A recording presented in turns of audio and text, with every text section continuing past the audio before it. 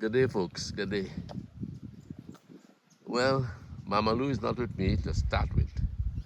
I came up here this morning and I realized that the place needed a little cleaning up.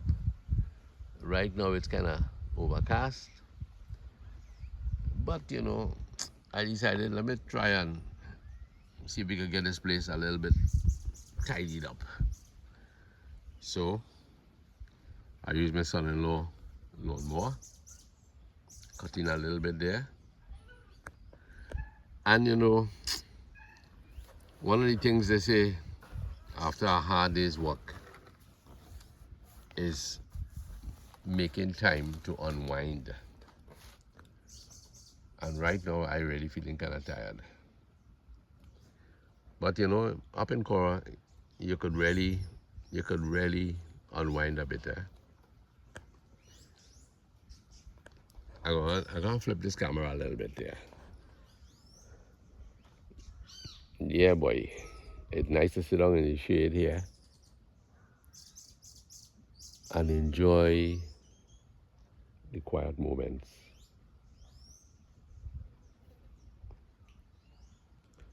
Listening to the little songs from the bushes.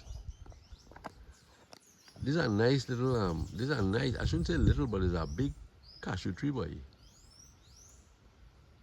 And would you believe that this tree here, this kind of tan looking tree, is a bay leaf tree, And this mango tree really is a starch mango tree. Nice starch mango, Good starch mango. Down there, we used to have a cricket pitch, I mean the days when the old house was on this spot here, cleared where the car is, was the backyard. Nice, man, nice. Yeah. So one of the things that we could give ourselves after a hard day's work, they say you must be able to find time to unwind. Find time to unwind, boy. Ay. Mama Lou wants to wonder where she gone, boy. Because I tell her I was coming back in a little while, But I end up going down to Napuna with Lyndon. And I needed to really share my time with the poor boy. I needed to share my time with Lyndon. Lyndon is a good soul, and so is Lasana, Lisa, and Liba, and our grandkids. That spot across there, past the barrels, that would have taken us down to the river, Patty's Pool, boy. One of the ways that I really like to unwind is to get a good story out of a good book. Today I want to read you guys something called In the Desert. This here is Public Productions' Men and Misfits. His latest book, Lyndon Batista's latest book, Men and Misfits. Could be acquired, I think, on Amazon.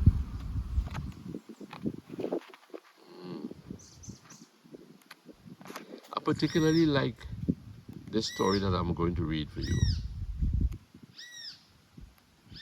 I particularly like it. It has a little reference to something Caribbean. Public Productions has produced some very good books. We started off, I think, with Oma Testicles were the first book that Lyndon did. But the first to be published was really 90 Days of Violence. Men and Misfits.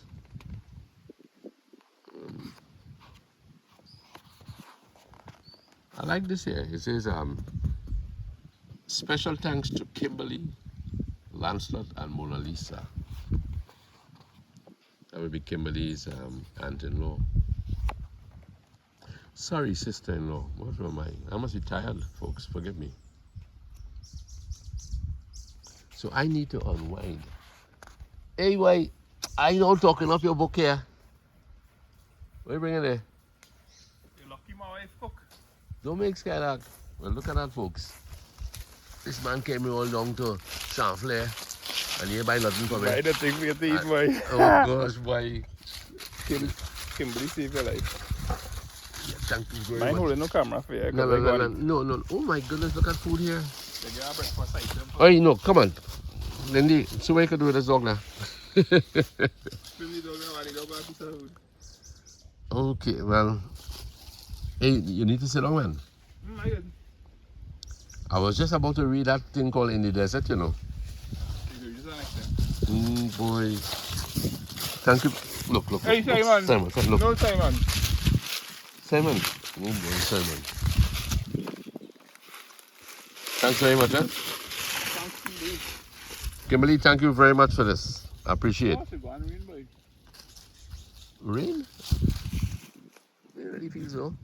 At least it drifted northwesterly. I'll give you a water. Oh, yes, boy.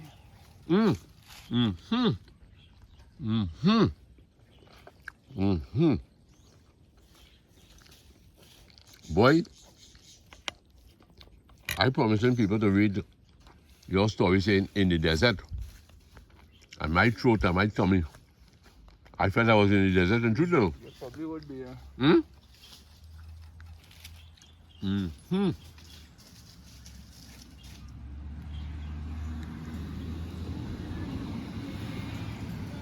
Like for a real nice son of a For it's a real nice place, boy. They say. A very nice place to come and walk. Rivers. It's nice. It's real nice. But let me hear this. They say you owe it to yourself to unwind, you know. After a tough day, maybe you had some little pressure somewhere along the line. You owe it to yourself to unwind. How do you unwind? Go ahead, pick up a book and lose myself in the pages. I really like to lose myself in it. Can you make this bread? You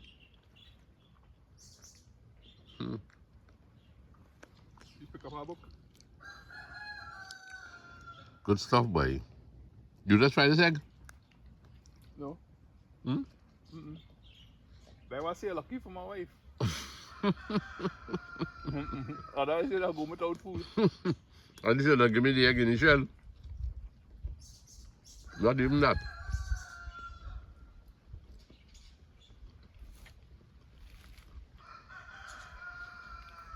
Yeah, man. I find outdoors very pretty, eh? That a person can really find a little corner, indulge yourself in a little meditation.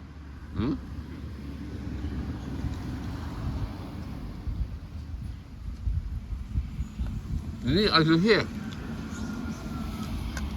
let me do a little reading for you now, please. I don't know if you want to hear your own work, but I really like this story. Okay. But you gotta keep Simon can occupy, yeah? Simon, come. Come, Simon. Come. Come inside. Over here. Come now, where am I?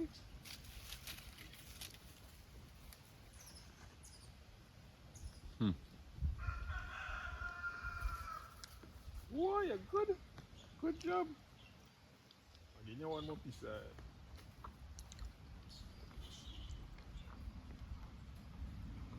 Okay. That first sandwich went on, boss. I'm gonna save the next one for after the reading. Right, partner?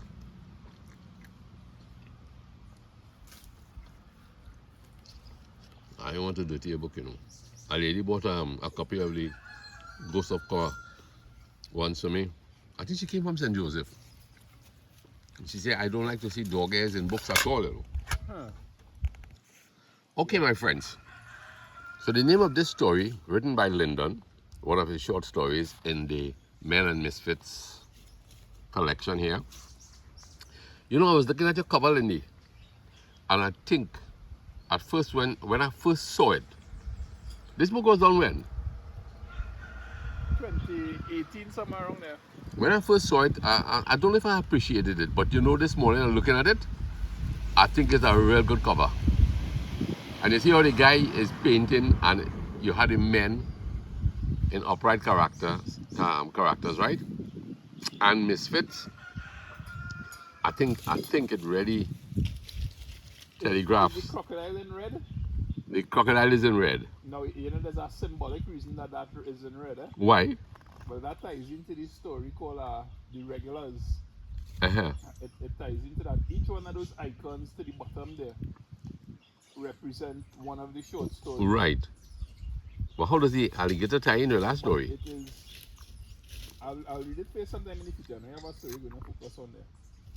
But that Regulars is a real good story, boy. But from a Oh, marketing and yes. sales from a marketing and sales point of view, Uh-huh. the cover doesn't do the book any justice. Mm. Yeah, But can you change the cover along the way? I could, but Not necessary. not necessary. I think if I had to do some reprints of it, Uh-huh. yes, I would change the cover. Mm. But I have hard copies, but it's not something that attracted enough attention to say, well, do more, you know. Right. Good, let me hear it. Okay, so we started now in the desert. The American Indian sat beneath a Joshua tree. Removing his safety helmet, he turned his head to the right and contemplated the convoy. The blue and red escort van, barely visible through the surging dust, was in front. Cars, trucks, and RVs followed, but the convoy crawled because of the dust and stones. The wide, unpaved road sloped downward through a cactus forest, and the dust erupted under a cloudless blue sky. About quarter mile from where the vanguard had reached, the road began climbing again in a long curve. In the flat before the incline, two bulldozers were pushing dirt from the middle of the road to embankments along the edges. A dump truck was inching up the slope. Two were coming down. They had been going all day, pushing, loading, and hauling dirt. Are you right that way? I surprised that you could write so good. I really surprised. I find it so good. You can get it on, you can buy it on Amazon.com. Yeah. The Indian looked to his left.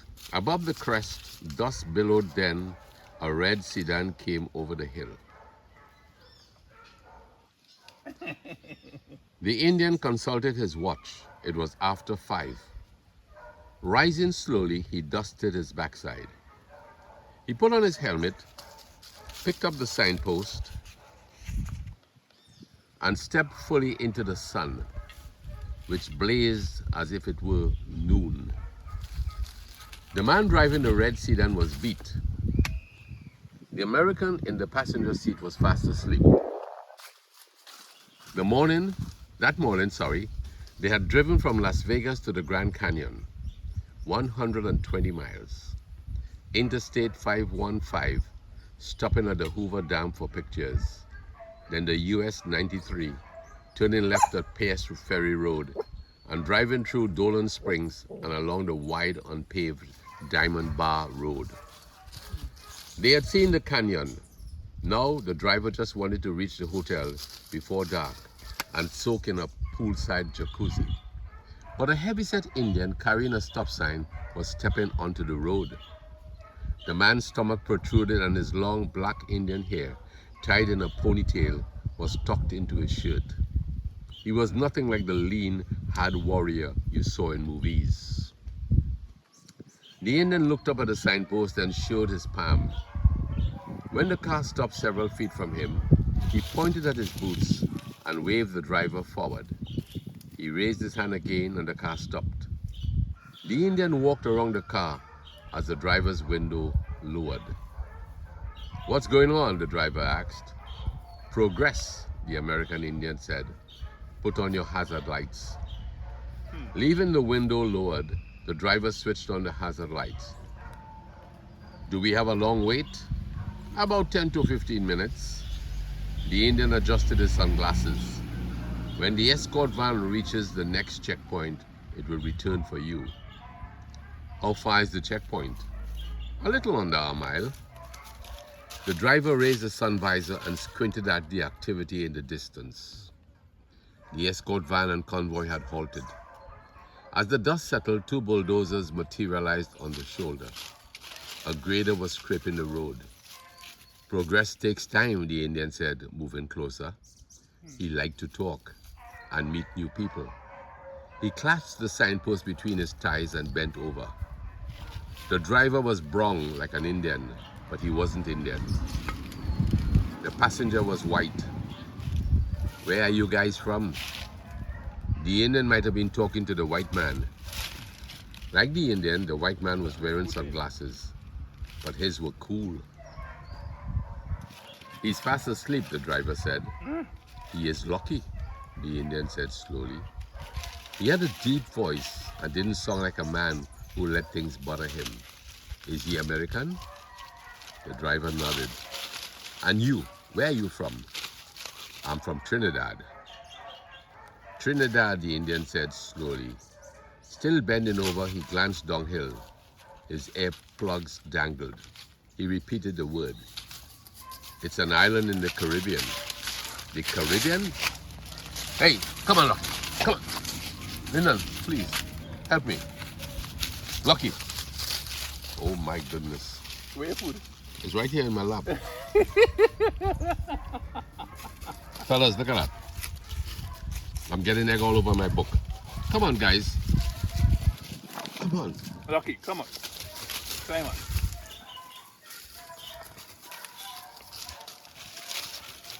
It's an island in the Caribbean.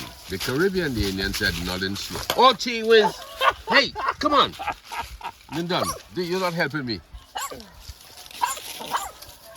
Oh my gosh, I gotta eat this stuff.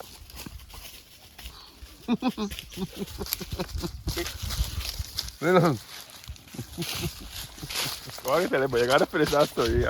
No. I'm Yeah, well, you can leave a little cliffhanger, man. You can leave a little cliffhanger, but that story sounded good, boy. I can't believe I heard that. I gotta finish this story. But this is terrible. The sandwich? No. Oh, gee whiz.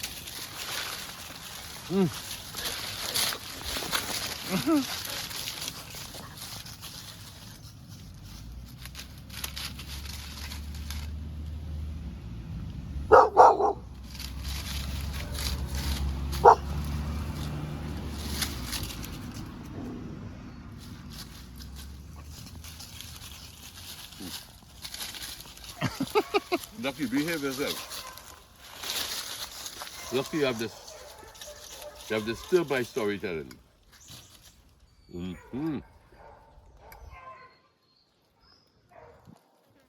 Mama Lou.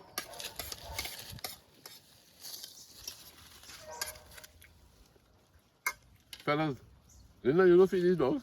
Yeah, of course. Of course. What are you looking at me so I depend on this thing? Hey, you're lucky. Sorry. But, Lucky, are you not greedy? Oh my goodness.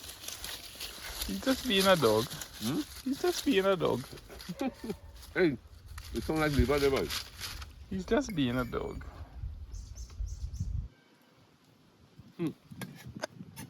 Now I look like the big dog.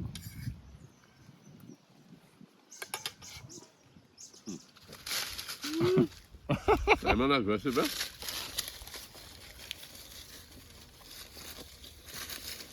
Kim Gill, your sandwich was delicious. I'm forced to rush it. Oh, I have to go and organize them gills. I want to get No, finish it, Alice. The weather changing, boy. You want to have a part 2 of this video because you reach on 20 minutes? No part 2. This is it.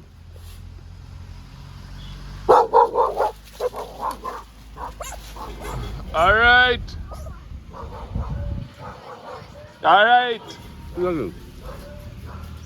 No idea, sir. Okay, then. I appreciate it. Is it running? Yeah, go ahead. Go ahead, read.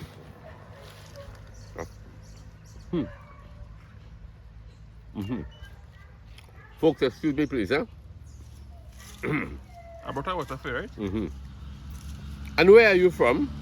And you, where are you from? I am from Trinidad. Trinidad, the Indian said slowly. Still bending over, he glanced downhill. His earplugs dangled. He repeated the word. It's an island in the Caribbean. The Caribbean? The Indian said, nodding slowly. He went on nodding. The Indian removed the signpost from between his thighs and stood erect.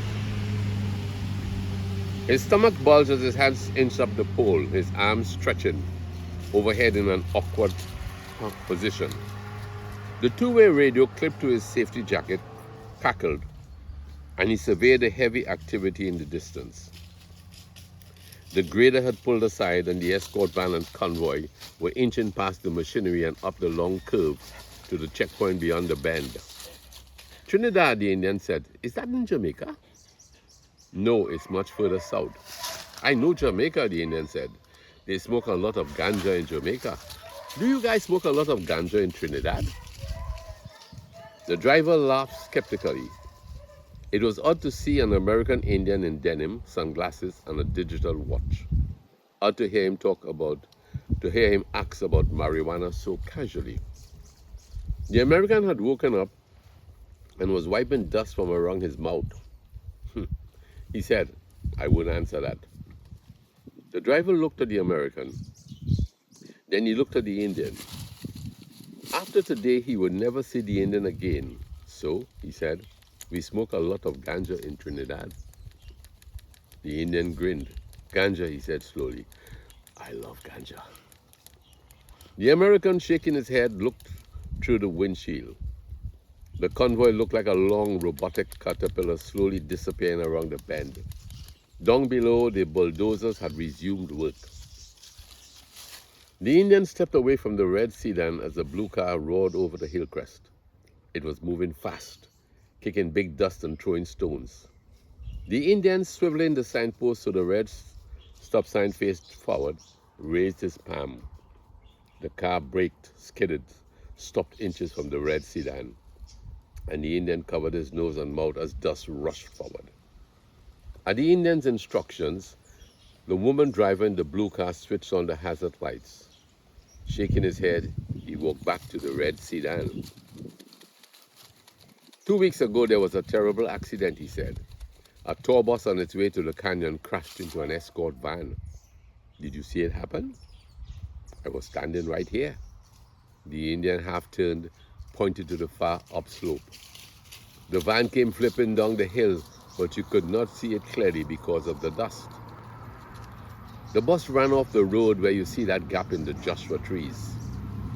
The Joshua tree, a spindly cactus, looked like a deformed candlestick or hand and provided little to no shade. Did anyone die? Yes, the driver of the escort van. Did you know him?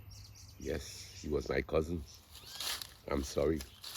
He was a great man, a traditionalist. He always wore a cloth headband tied around his forehead.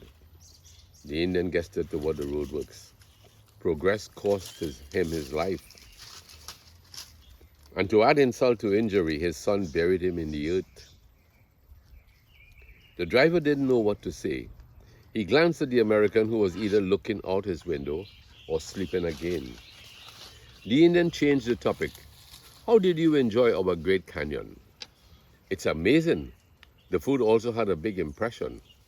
We had lunch at Eagle Point. Yes. I ate the sweetest corn I've ever had in my life. And I had pulled pork for the first time. Did you enjoy it? I did. Yes, pulled pork is good. It's heavenly. Thus announced the arrival of more cars. The Indian didn't move. He only looked up at the sign, switched it a little, swiveled it a little, and the cars joined the line. There's more to the canyon than food. What else did you do? We walked through Indian village, took photographs with the natives. The driver instantly regretted using the word natives. Yes, the Indian said, my people take pictures and chant for tips. The driver drummed the steering wheel. Did you guys go on the skywalk? We did. It was scary. The skywalk was a glass-bottom bridge thousands of feet above the canyon floor. Shaped like a horseshoe, the structure jutted 70 feet beyond the rim. 4,000 feet below, the Colorado River flowed through the canyon. The surface, like a silver mirror, reflected clouds and red canyon walls. The driver had closed his eyes and crawled across the bridge, but he did not say this. The Indian stopped chuckling and said, I have never seen this guy walk. This shocked the driver. Never? Never. The American pointed and said, there, the escort's van coming.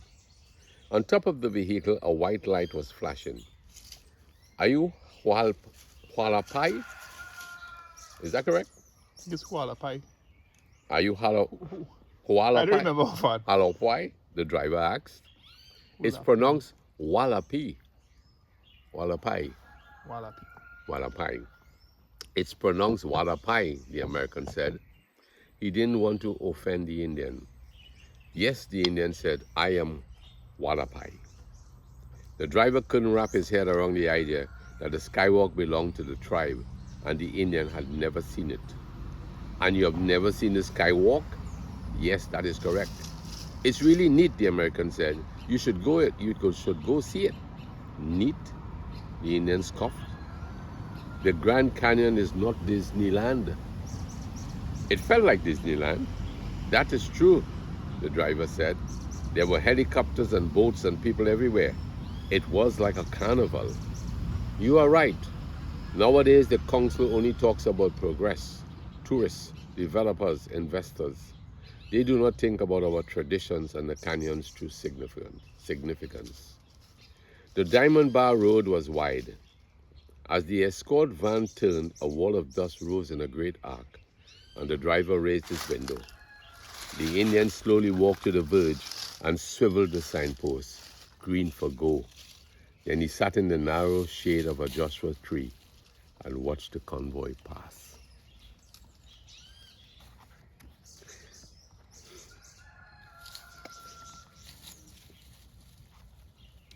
You can imagine in how many places people who be indigenous people who have belonged to areas and never enjoyed their areas because of what they call progress by. Thank you, Lyndon. Really appreciate it. Well, I thought I was going to unwind. Now I seem to be winding up in a different direction. Okay. I feel an emotional thing, you know. What did you feel when you were writing this story? What were your sentiments then? Well, the thing that inspired the story is when I visited there with Freddie Bacon, and we really had the experience of meeting this gentleman. And what stood out is that he had never been on the skywalk, and he mentioned that he couldn't afford to go on the skywalk. Imagine. Because I think it costs like about 40 or 50 US, maybe 70 US to go on it per person. So that stood out as, you know, you're part of something but you're not able to enjoy it. But here's what I would like you to do for your audience. This copy of Men and Misfits that you just read from here, I would like you to give it away to somebody who comments on your channel. But I would like it to be, you could only choose one because you only have one copy, right? Yes. But I would let people comment and say their own interpretation of the story and whatever they like about it. And in a couple of days' time, you will tell me which one of the comments stood out the most to you. Okay. And I will pin that comment, and we will make an arrangement to mail this copy to your subscriber, right? Thank you very much. So folks, leave a comment and I will get the book on to you all. Yes. It's Men and Misfits. And at the back here, it tells us what we should do. Read, laugh, and repeat. Yeah. So Lindy, thank you, boy. You've done a great job here. Yes. So you hold on to that copy, and we will choose our comment in the long run to give that person the gift, right? Thank you very much.